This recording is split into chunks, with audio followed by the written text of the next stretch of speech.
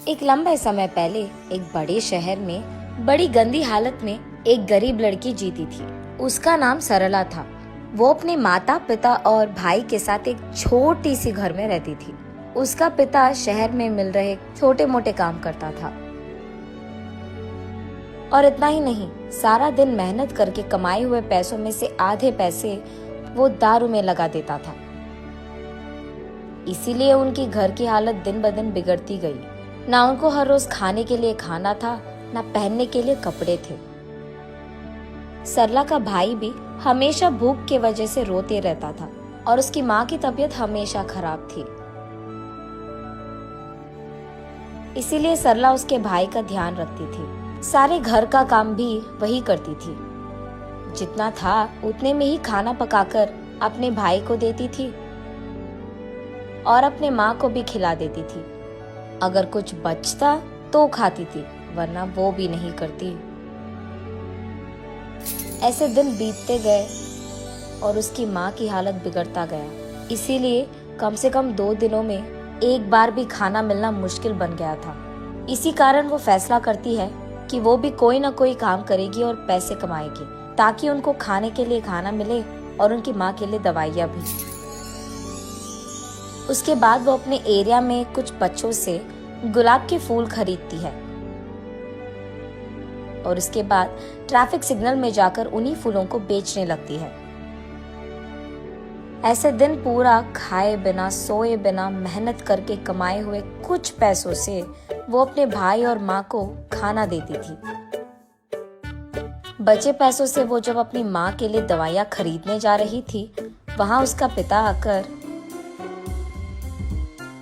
ये सब खाने के लिए तुम लोगों को पैसे कहाँ से आए?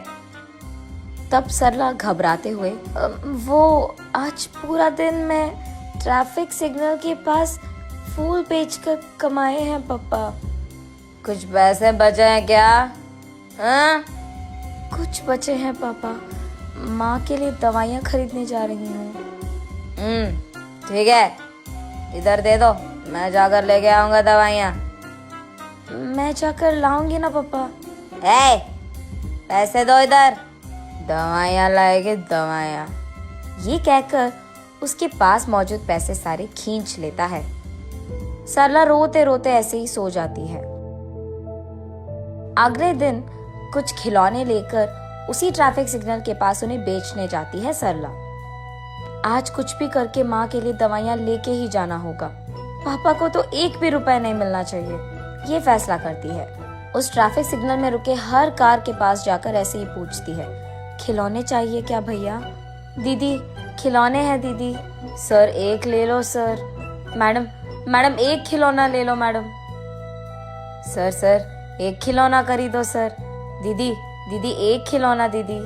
ऐसे वहां आते जाते सब लोगों से वो विनती करती है, लेकिन 2 पैर होने के बावजूद एक भी खिलौना कोई भी नहीं खरीदता है और उसे एक फूटी कौड़ी भी नहीं मिलती है। इसलिए सरला बहुत निराश होती है और क्योंकि वो सुबह से कुछ नहीं खाई है, उसे बहुत थकान सा होता है। लेकिन फिर भी जैसे ही ट्रैफिक सिग्नल के पास गाड़ियां रुकते हैं, वो भागते हुए फिर से बेचने की कोशिश करती है। लेकिन इतने में वो एक कार के सामने थकान के कारण चक्कर आकर गिर जाती है। जब आंखें खोलकर देखती है तो सरला एक बड़ी सी घर में और बड़े से बेड पर सोती रहती है और वहां मौजूद 2 आदमी, मेरा नाम सुरेश है बेटी और ये मेरी बीवी है सुमति। तुम चक्कर आकर गिर गई थी, इसलिए हम तुम्हें घर ले आए, तुम फिक्र मत करो, ऐसे कहते हैं। तुम्हारी नाम क्या है बेटी? मेरा नाम सरला है, मुझे घर जाना है। तुम कहाँ रहती हो बेटी? हम यही सिग्नल के पास मौजूद बस्ती में रहते हैं। हम तुम्हें खूब पढ़ाएंगे, तुम हमारे साथ रह जाओगी क्या? नहीं, मुझे घर जाना है, मेरा भाई छोटा है और माँ का तबीयत भी खराब है। आज मैंने एक भी खिलौना नहीं बेचा है, कुछ भी करके आज माँ के लिए दवाइयाँ लेके जाना ही होगा, मैं घर चली जाऊंगी। ये कहकर वहाँ से निकलने ही लगती है कि रुको बेटी, तुम्हें जो दवाइयाँ चाहिए वो मैं खरीद दूंगा और मैं तुम्हारे घर के पास भी तुम्हें छोड़ दूंगा। ये कहकर सरला को कार में बिठाकर कुछ दवाइयाँ और खाना खरीदकर सरला को उसके घर में ड्रॉप कर देते हैं। तब उस दिन सरला जो कुछ भी हुआ उसकी माँ को बताती है। अगर वो लोग फिर से दिख गए तो मेरी तरफ से शुक्रिया अदा करो उनका। ठीक है माँ, ये कहकर वो उस दिन पेट भर खाना खाती है और खुशी से सोती है सरला।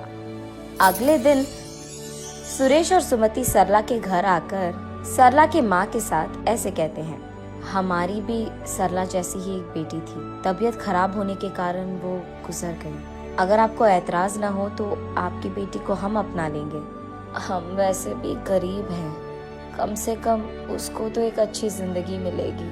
ऐसे उसकी माँ को ऐतराज होने के बावजूद वो हाँ कहती है। माँ, मैं नहीं जाऊंगी माँ, तुम्हें छोड़कर नहीं जाना मुझे। ये कहते हुए सरला रो पड़ती है। तब सरला को वो लोग समझकर ऐसे कहते हैं, तुम्हारा सारा परिवार हमारे साथ रह सकता है। हमारे तो रिश्तेदार भी नहीं है और औलाद भी नहीं है। हमारे पास बहुत सारे पैसे हैं और तुम सबका देखभाल हम कर सकते हैं। सरला की माँ को ये बात मंजूर होती है। तब सुरेश और सुमति सरला के साथ उसकी सारी परिवार को उनके घर ले जाते हैं।